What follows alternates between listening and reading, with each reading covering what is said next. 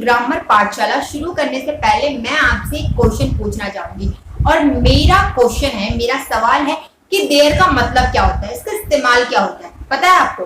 वहां। Very good.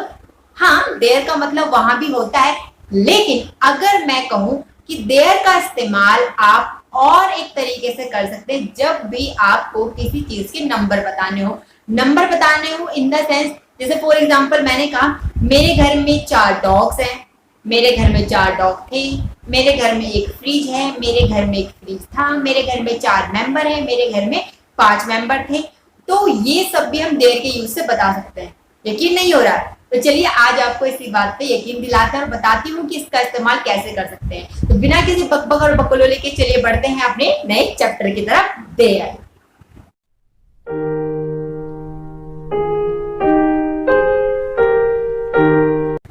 Well guys, मैं पीयूष सिंह आपका स्वागत करती हूँ आपके चैनल इंग्लिश टीचर पर। आज का हमारा चैप्टर है देयर। अब बात करते हैं देयर का इस्तेमाल कैसे होगा। पहले हम बात करते हैं प्रेजेंट।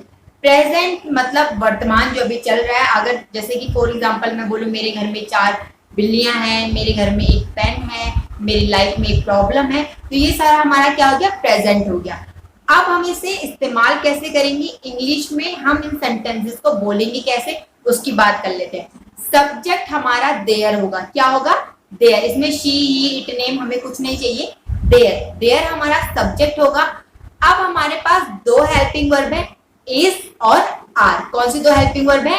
इज और आर। इज कब आप लगाएंगे? जब आप कोई भी संख्या ना हो या फिर किसी एक चीज की बात कर रहे हो। आर आप कब लगाएंगे? 2 या 2 से ज्यादा चीजों के लिए। जैसे इज आप लगाएंगे सिंगुलर के लिए और आर आप लगाएंगे प्लूरल के लिए। अब देखिए कैसा हम इसे इस्तेमाल कर सकते हैं। फॉर एग्जाम्पल मैंने कहा मेरी लाइफ में एक प्रॉब्लम है। क्या बोला मैंने? मेरी लाइफ में एक प्रॉब्लम है। मैं किस चीज को काउंट करा रही हूँ? एक प्रॉब्लम को। तो मैं किस तरीके से बोलूंगी? देयर इज या आर। एक प्रॉब्लम है, इज।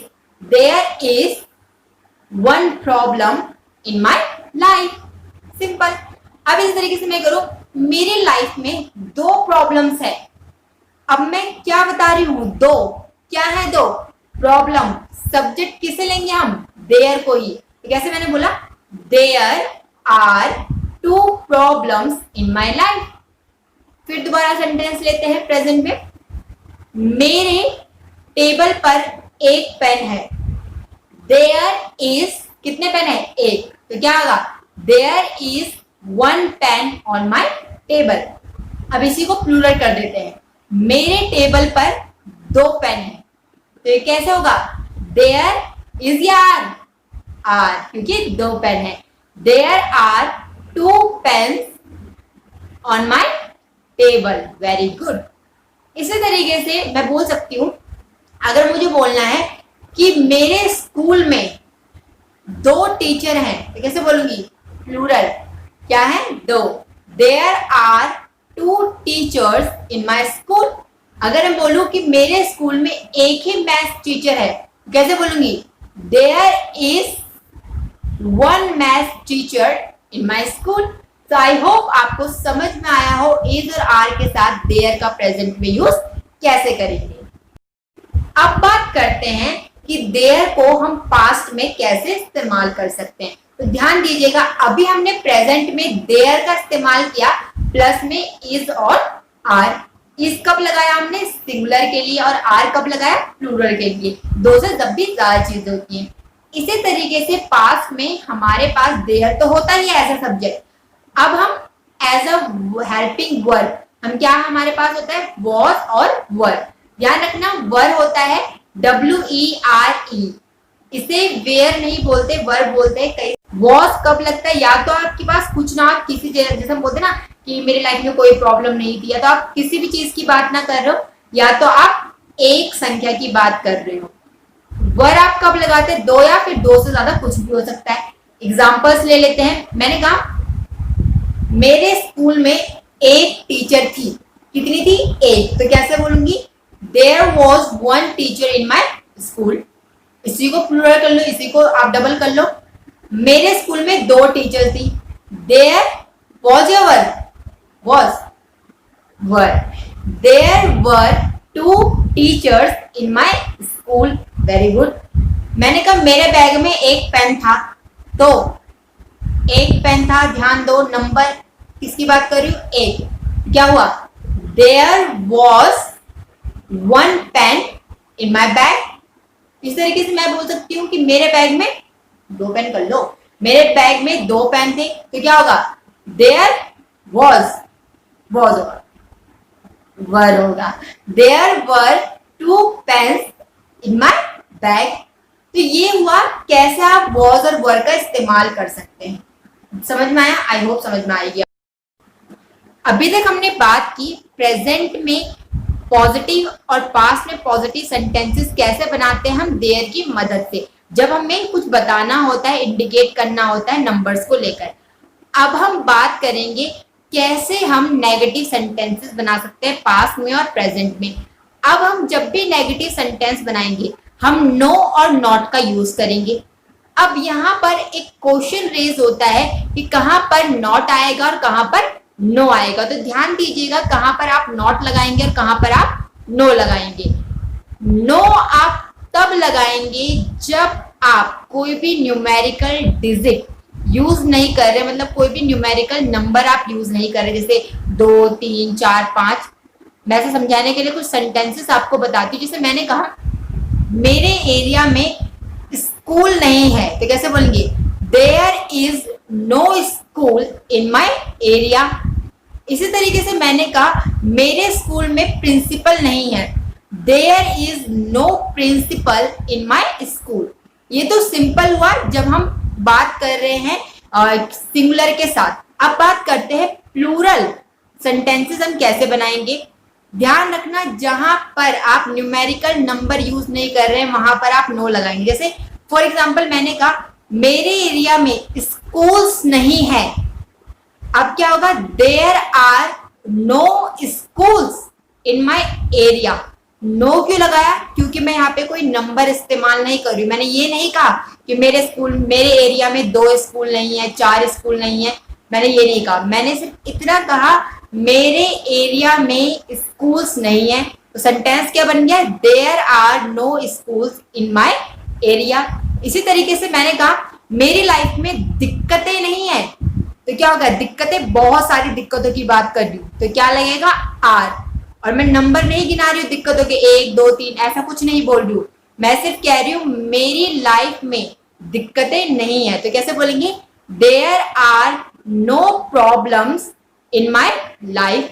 इसी तरीके से मैंने कहा मेरी क्लास में लड़के नहीं है, तो क्या बनेगा, देयर लड़के, तो are, there are no boys in my school, या सॉरी इन माई क्लास भी हो सकता है, there are no boys in my class. तो ये कुछ ऐसे सेंटेंसेस बने जहां पर मैं नंबर यूज नहीं कर रही हूँ। प्लूरल सेंटेंसेस में जब आप न्यूमेरिकल मतलब नंबर्स यूज नहीं कर रहे हैं तो आप हेल्पिंग वर्ब के बाद नो लगाएंगे। आई होप आपको ये समझ में आ गया हो।